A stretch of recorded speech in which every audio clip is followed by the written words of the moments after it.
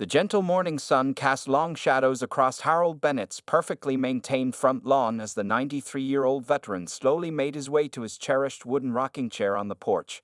His weathered hands, marked by decades of life's experiences, carefully placed his steaming coffee mug on the small table beside him. Every morning for the past 30 years, since his beloved wife Martha passed away, this had been his ritual. Harold's small white house sat on the corner of Maple and Oak Street in the quiet town of Millbrook. The neighborhood had always been peaceful, just the way he liked it. His home wasn't fancy, but it was immaculate. The paint never peeled, the grass was always cut to exactly 2 inches, and his garden. Oh, his garden was the pride of the entire street. As he settled into his chair, his eyes wandered over to the metal display case visible through his front window. The Purple Heart and other military honors reminded him daily of his service in World War II. He didn't talk about those days much, preferring to focus on tending to his roses and vegetables, which had become his passion in his retirement years. The morning air was crisp, and Harold pulled his old military jacket closer around his shoulders. It still fit him well, though a bit looser than during his service days. His neighbors often remarked how remarkable it was that he maintained such an active lifestyle at his age. Every day, without fail, he would spend at least 3 hours in his garden, growing the juiciest tomatoes and the most fragrant roses in town.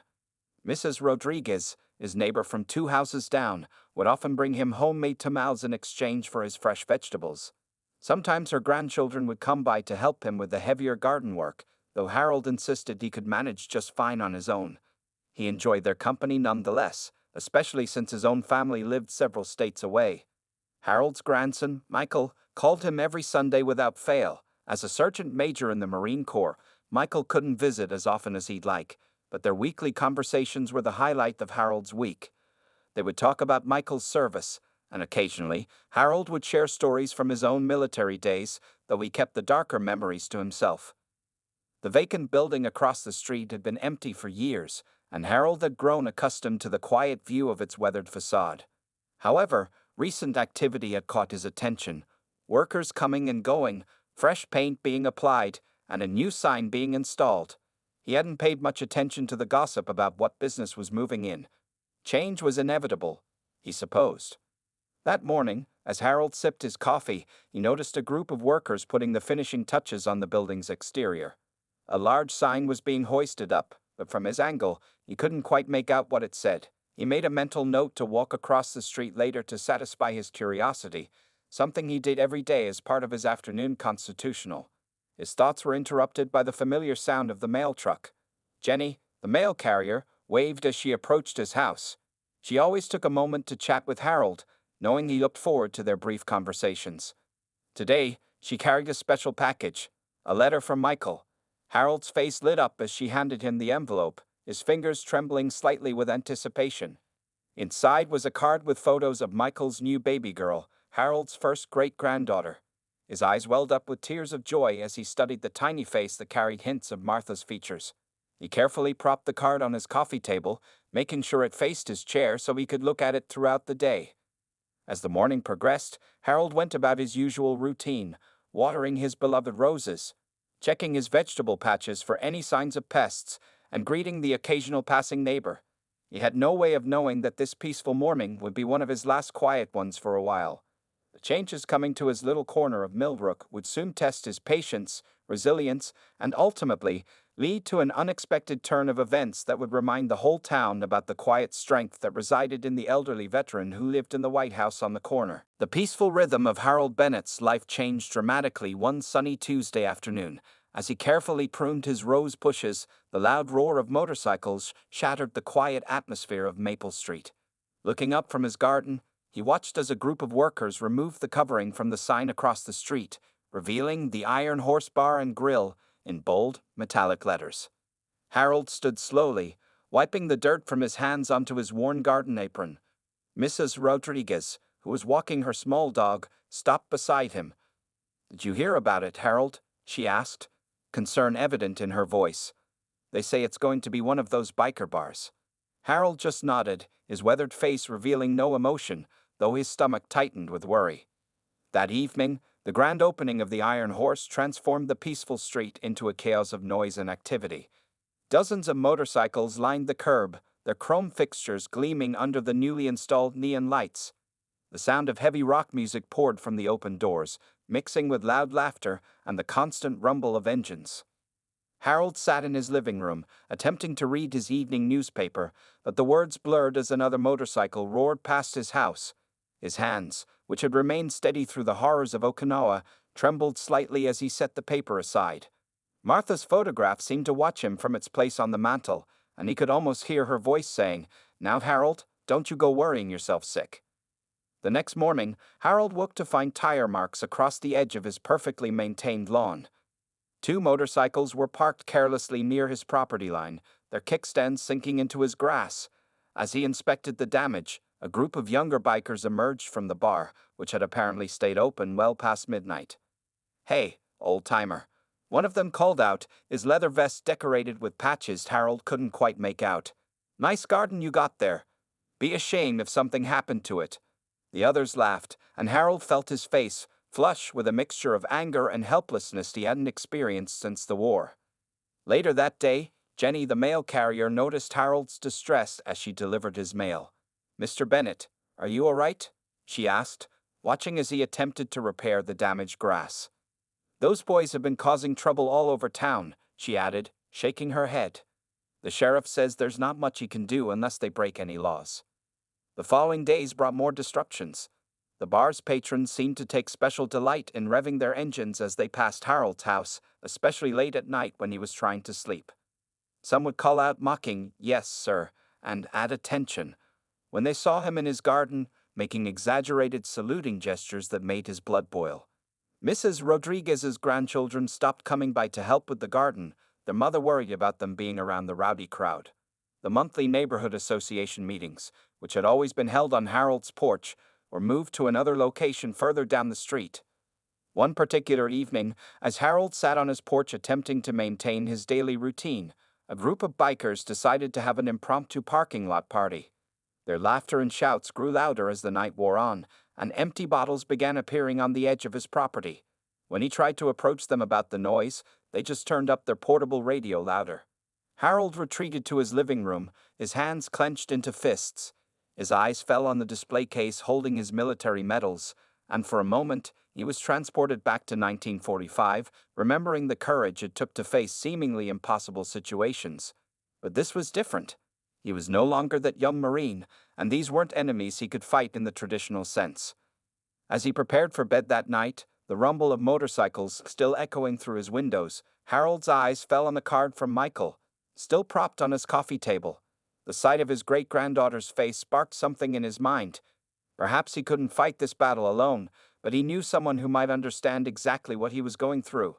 With trembling fingers, he picked up his phone and began to dial Michael's number, unaware that this simple call would set in motion events that would change everything. The following week brought changes that even Harold's military training hadn't prepared him for. The situation at the Iron Horse Bar and Grill grew increasingly hostile, and Harold found himself becoming a direct target of the troublemakers' attention. The morning dew no longer sparkled peacefully on his beloved roses. Instead, it highlighted the fresh tire tracks that crisscrossed his lawn like ugly scars. One particularly warm afternoon, as Harold carefully watered his garden, a group of 5 bikers pulled up directly in front of his house. Their leader, a tall man with a scraggly beard and a leather vest covered in patches, swaggered over to Harold's white picket fence. The man's name was Snake, or at least that's what the others called him, and he seemed to take special pleasure in tormenting the elderly veteran. "Hey, old-timer," Snake called out, his voice dripping with mock politeness. "Still playing in the dirt, I see. Don't you think it's time to surrender your territory?" His companions laughed loudly, the sound echoing off the nearby houses. Harold's grip tightened on his garden hose, but he remained silent, years of military discipline helping him maintain his composure. The harassment didn't stop there. Throughout the day, various members of Snake's group would ride by, deliberately revving their engines when passing Harold's house. Some would pretend to lose control of their bikes, swerving dangerously close to his garden beds. Each time, they would laugh and speed away, leaving Harold standing amid his threatened sanctuary. Mrs. Rodriguez witnessed one such incident and called the police, but by the time Officer Thompson arrived, the bikers had dispersed. "I'm sorry, Mr. Bennett. the young officer said, looking genuinely concerned. "Unless we catch them in the act or have clear evidence of vandalism, there's not much we can do." Harold nodded understanding, but his heart sank at the realization that law enforcement's hands were tied. That evening, as Harold sat on his porch trying to enjoy his usual cup of coffee, he noticed several bikers watching him from across the street. They were pointing and laughing, making exaggerated saluting gestures. One of them mockingly marched back and forth, causing the others to roar with laughter. Harold's coffee grew cold as he sat there, his thoughts drifting back to his days in the Pacific, where he had faced far more dangerous enemies with courage and determination. The situation reached a breaking point when Harold discovered his prize victory garden had been trampled overnight. The tomato plants he had carefully nurtured from seedlings lay crushed, their unripe fruit scattered across the soil. His beloved rose bushes, which he had planted with Martha 30 years ago, had been partially uprooted. Near the destruction, he found empty beer bottles and cigarette butts carelessly tossed among his ruined plants. Jenny, the mail carrier, found Harold kneeling in his garden that morning, carefully trying to save what he could of his damaged plants. "Oh, Mr. Bennett," she gasped, seeing the destruction. "This is just awful. Let me help you." Together, they worked to replant what could be saved, but the garden that had once been the pride of Maple Street now looked sad and broken. The final straw came later that afternoon when Snake and his gang decided to have an impromptu motorcycle maintenance session right in front of Harold's house. They spread their tools and greasy parts across his sidewalk, deliberately spilling oil on the concrete. When Harold politely asked them to move, Snake stood up to his full height, towering over the elderly veteran. "Listen here, old man," Snake growled, getting uncomfortably close to Harold's face. "This ain't your war zone anymore.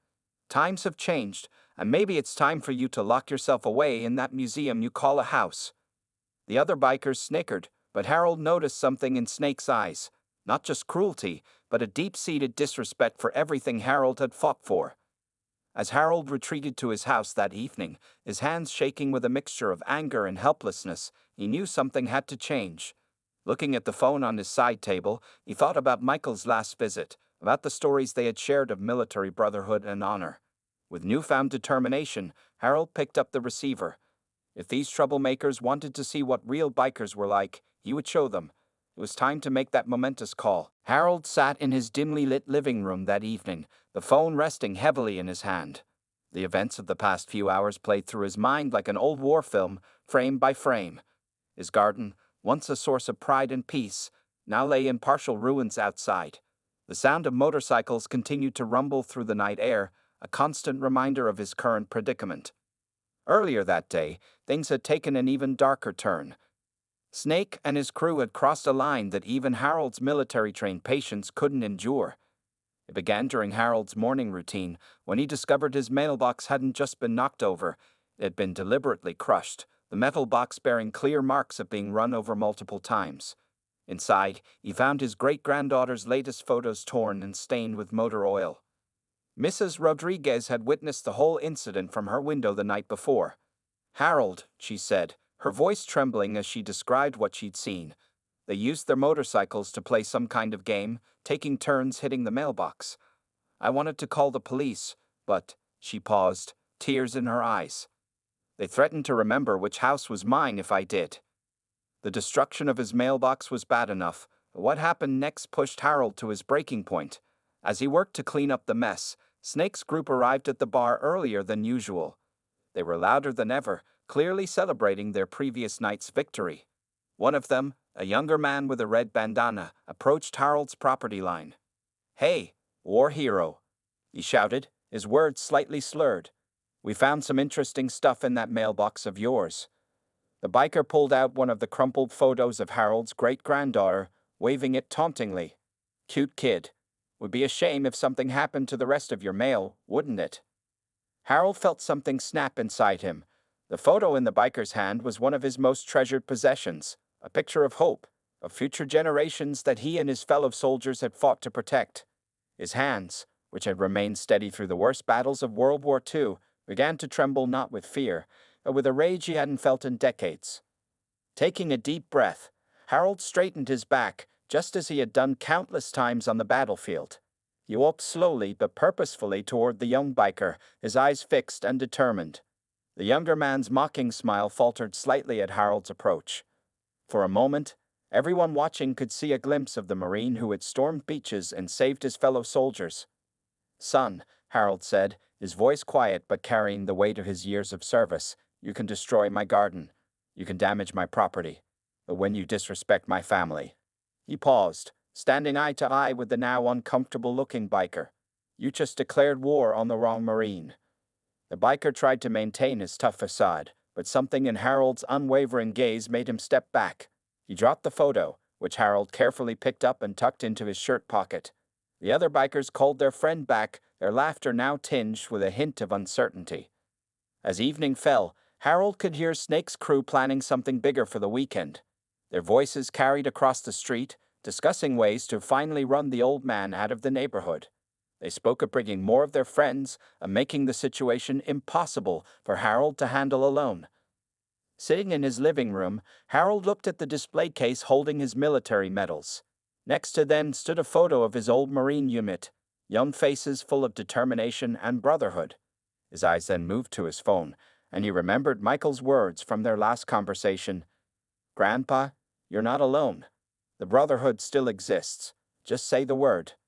Harold's fingers moved slowly but surely across the phone's keypad, dialing Michael's number. As he waited for his grandson to answer, his eyes fell on a particular medal in his display case, the one he earned for saving his entire unit through quick thinking and calling for the right kind of backup. The phone rang once, twice, and then Michael's voice came through clear and strong. "Grandpa, is everything okay?" Harold took a deep breath. "Michael, son, I need your help, and I need you to make some calls." The old Marine knew that what he was about to set in motion would change everything, but he also knew that sometimes the biggest battles couldn't be fought alone.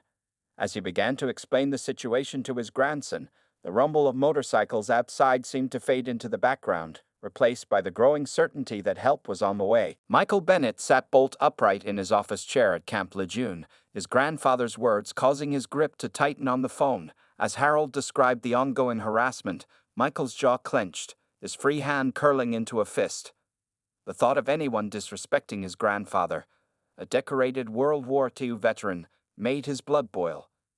"They did what to your garden?" Michael asked, his voice controlled but filled with barely contained anger. As Harold described the destruction of his roses and the trampled Victory Garden, Michael began taking notes. Each detail added to his growing determination to resolve this situation. When Harold mentioned the damaged photo of Michael's daughter, there was a moment of heavy silence on the line. "Grandpa," Michael said finally, his voice carrying the weight of authority that came with his rank of sergeant major, "I want you to know something. What these people are doing, it stops now." He pulled out his personal phone while still holding the office line, quickly scrolling through his contacts. Years of military service had given him connections across various veteran organizations, including several motorcycle clubs composed entirely of former service members. Harold listened as his grandson explained the plan. Michael had served with many members of the Veterans Motorcycle Coalition, a respected group of former military personnel who shared a love for motorcycles and a deep commitment to helping fellow veterans. Their president, Iron Mike Sullivan, was a retired Force Recon Marine who had served under Michael in Afghanistan. "Give me 48 hours, Grandpa," Michael said, his voice now carrying a note of reassurance. "I'm going to make some calls. These guys need to learn what real bikers are like, the ones who understand honor, respect, and the meaning of service." Harold could hear Michael typing on his computer, already sending out emails and messages. As they talked, Harold shared more details about Snake and his crew, describing their appearances, their behaviors, and their typical routines. Michael recorded everything, knowing each piece of information would be valuable for what he was planning. He paid particular attention to the timing of their activities and the layout of the neighborhood. "Remember that time in 45, Harold said suddenly, his voice taking on a distant quality, when our unit was surrounded near Okinawa? We called in the Navy for support, and those battleships turned the tide." Michael smiled, understanding the parallel his grandfather was drawing. Sometimes, the best strategy was knowing when to call in reinforcements. Michael spent the next hour reaching out to his network. First, He contacted Iron Mike, who immediately understood the significance of the situation. Then came calls to the Patriot Riders, the veterans of Foreign Wars Motorcycle Club, and several other respected veteran motorcycle organizations in the surrounding states. The response was immediate and overwhelming. Iron Mike's voice carried both anger and determination when he learned about the harassment of a World War II veteran. "We'll be there," he promised. "And we're bringing friends. Lots of friends." As Michael coordinated the response, he received message after message from veteran bikers eager to help. Many of them had grandfathers who, like Harold, had served in World War II. Others simply couldn't stand the thought of fellow veterans being disrespected in their own homes. The responses came quickly. "Count me in. On my way. Just give us the word." Harold sat in his living room, the phone still pressed to his ear, listening as Michael outlined what would happen next. For the first time in weeks, he felt the tension in his shoulders begin to ease. The sound of motorcycles outside no longer seemed quite so threatening. "Now, Grandpa," Michael said, his voice taking on the tone he used when briefing his Marines, "I need you to do something for me. For the next 2 days, just go about your normal routine. Water your garden, sit on your porch, drink your coffee, act like nothing's changed." He paused, then added with a slight smile in his voice, "But maybe sit on your porch around 2 p.m. this Saturday. You might want to see what happens." As Harold hung up the phone, he looked at the military photos on his wall, particularly one showing him with his unit after they had received reinforcements during a crucial battle. He smiled, remembering how quickly the tide of battle could turn when the right help arrived. Outside, Snake's crew continued their noisy gatherings, unaware that their days of harassing the old veteran were numbered. Harold picked up his watering can and headed to what remained of his garden. He had gotten very good at waiting during the war. He could wait 2 more days. Saturday afternoon arrived with an unusual calm. Harold sat on his porch at 1:45 p.m., sipping his coffee and watching as Snake's crew began gathering at the Iron Horse for their usual weekend activities. The air was thick with tension, though only Harold knew what was coming. The troublemakers were in full force, their motorcycles haphazardly parked across the street, some still encroaching on Harold's property line. At precisely 2:00 p.m., a low rumble began in the distance. At first, it sounded like thunder, but it grew steadily louder, more purposeful. Snake and his gang paused their activities, looking toward the sound with curiosity. Harold calmly took another sip of his coffee, a slight smile playing at the corners of his mouth. The rumble became a roar as the first motorcycles appeared at the end of Maple Street. These weren't just any bikes, they were perfectly maintained machines, many decorated with American flags and military insignias. Leading the pack was a massive man on a gleaming Harley-Davidson, his leather vest bearing the patches of Force Recon and the Veterans Motorcycle Coalition. This was Iron Mike Sullivan, and behind him rode an army of veteran bikers. They came in waves, 50, then 100, then more. Each rider wore a vest or jacket displaying their military service. Marines, Army, Navy, Air Force, Coast Guard, combat veterans from Vietnam, Desert Storm, Iraq, and Afghanistan, all united in purpose. Their bikes filled the street, then the surrounding blocks, the sound of their engines creating a symphony that drowned out everything else. Mrs. Rodriguez stepped onto her porch, tears in her eyes as she watched the procession. Jenny, the mail carrier, stopped her truck in awe. Even Officer Thompson pulled up in his patrol car, a knowing smile on his face as he watched the scene unfold. Iron Mike dismounted first, his massive frame drawing all eyes as he walked directly toward Harold's house. Behind him, Michael Bennett, still in his Service Alpha uniform, emerged from one of the support vehicles that had followed the motorcycles. The contrast between these newcomers and Snake's crew was striking. Where Snake's gang exhibited chaos and disrespect, these veterans moved with precision and purpose. Harold stood as Iron Mike approached his porch, drawing himself up to his full height. The big man stopped at the bottom of the steps and rendered a perfect salute. "Sergeant Harold Bennett." His voice boomed across the suddenly quiet street. "2nd Battalion, 6th Marines, World War II. Permission to assist a fellow Marine, sir." Harold returned the salute, his movements crisp despite his age. "Permission granted, Marine." The exchange brought tears to many eyes, including some of the tough-looking veteran bikers who had dismounted and now stood at attention. Michael stepped forward next, hugging his grandfather before turning to address the gathered crowd. His voice carried the authority of his rank as he began introducing the various veteran motorcycle club presidents who had answered the call. Each leader stepped forward, stating their name, rank, and years of service, creating a living timeline of American military history. Snake and his crew stood frozen, watching as more bikes continued to arrive. Some of their faces showed confusion, others showed growing understanding, and a few showed the first signs of shame. The veteran bikers began parking their motorcycles in perfect formation, creating an honor guard that stretched for blocks. Iron Mike approached the Iron Horse, his presence commanding immediate attention. "We heard," he announced, his voice carrying easily across the hushed crowd, "that someone's been disrespecting a veteran of Okinawa, a Marine who saved 3 of his fellow soldiers under heavy fire.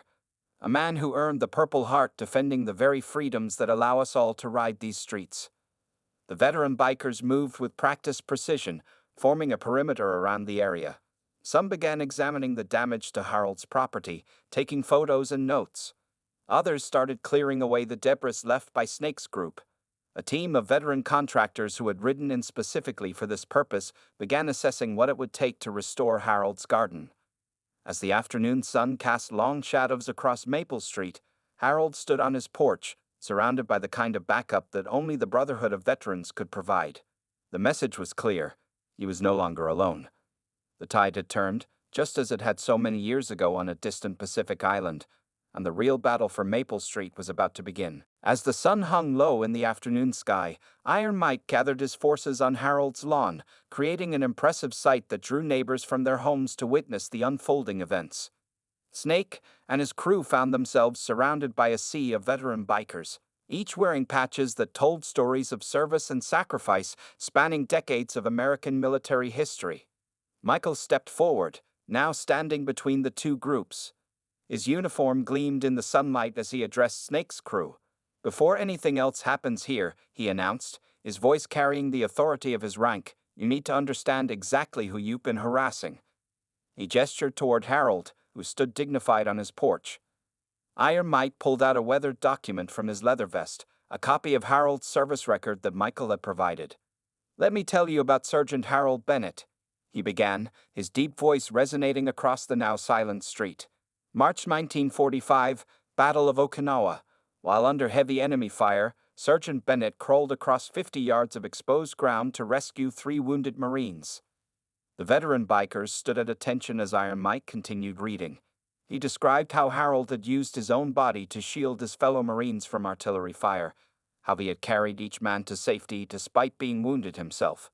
The official citation painted a picture not of the quiet gardener Snake's crew had tormented, but of a hero who had risked everything for his brothers in arms.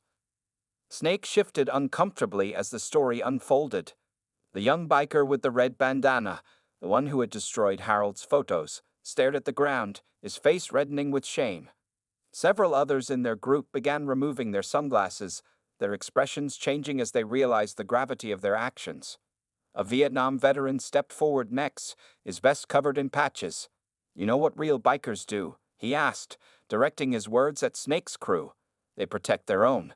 They honor those who served. They don't harass 93-year-old heroes who gave everything for their country." As if to emphasize his point, more veteran bikers began sharing stories. They spoke of their own grandfathers who had fought in World War II, of the respect they held for the generation that had saved the world from tyranny. Some described how their motorcycle clubs had been formed specifically to support and protect veterans. The transformation in Snake's crew was visible. The tough guy facades began crumbling as the weight of their actions sank in. Several of them glanced at their own military-style patches and logos, suddenly aware of how they had dishonored the very symbols they wore. Then Harold himself spoke, his voice quiet but clear. "I never wanted trouble," he said, looking directly at Snake. "All I wanted was to tend my garden and live in peace, the same peace my friends died fighting for." He paused, his words hanging in the air, "the same peace your own grandfathers might have fought for." Snake's shoulders slumped.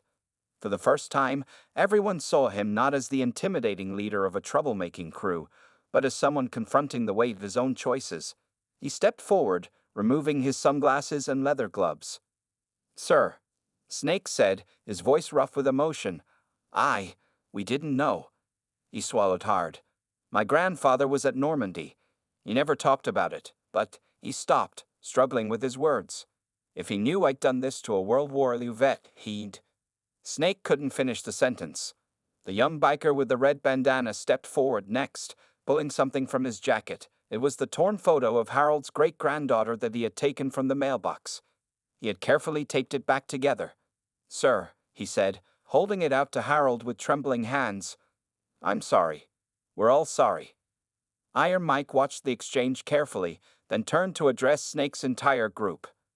Now, he said, his voice firm but offering a path to redemption, you have a choice to make.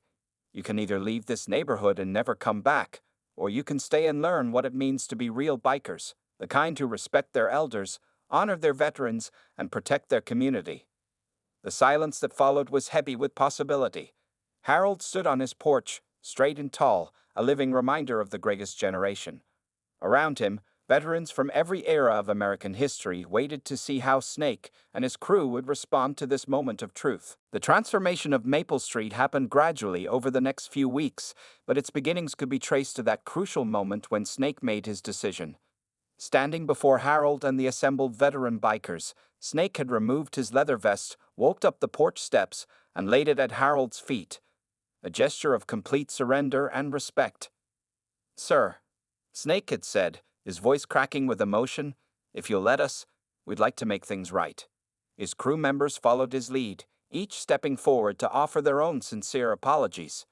The young man with the red bandana went even further, pulling out his phone and deleting the photos he'd taken while vandalizing Harold's property. The following Saturday morning, residents of Maple Street woke to an unusual sight.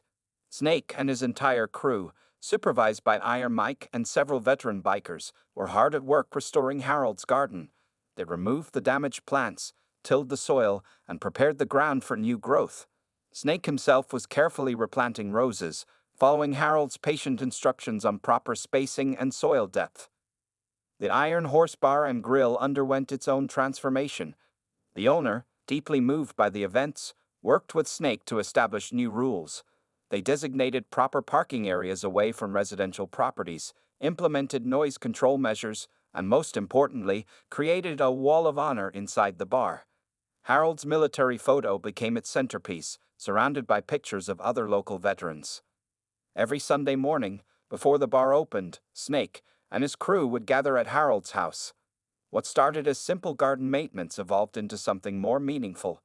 Harold began sharing stories of his time in the service, not the glorified war stories they might have expected, but honest tales of brotherhood, sacrifice, and the real meaning of courage.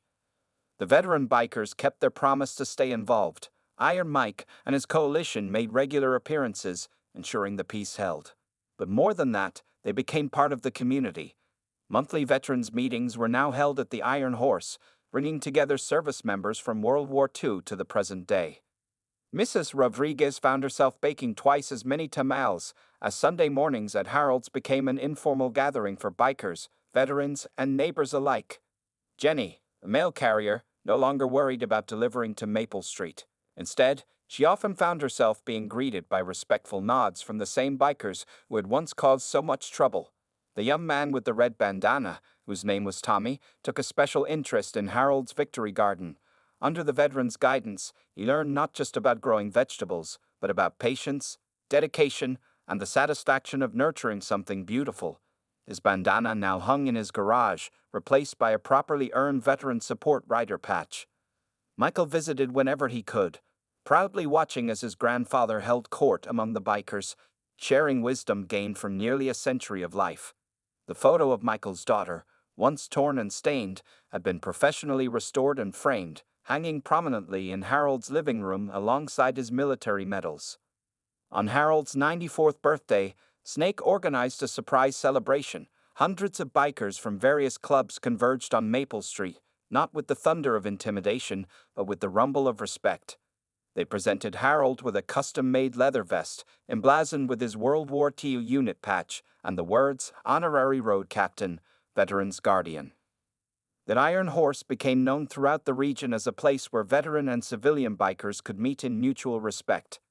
Snake enforced a strict code of conduct, and any rider who showed disrespect to veterans or local residents found themselves quickly unwelcome. As Harold sat on his porch 1 year later, enjoying his morning coffee, he smiled at the changes before him. His garden bloomed more beautifully than ever, tended by multiple pairs of hands. The sound of motorcycles no longer brought tension but warmth, knowing each rider who passed would offer a respectful nod or salute. Mrs. Rodriguez, watering her own flowers nearby, caught his eye and smiled. "God works in mysterious ways, doesn't he, Harold?" she called out. Harold nodded, watching as Snake's motorcycle pulled up, right on time for their Sunday morning garden session. The old Marine took another sip of his coffee, reflecting on how the worst of times could sometimes lead to the best of outcomes. His momentous call hadn't just solved a problem. It had built a bridge between generations, between civilians and veterans, between past and present. On Maple Street, peace had been restored, not through force, but through understanding, respect, and the enduring power of brotherhood.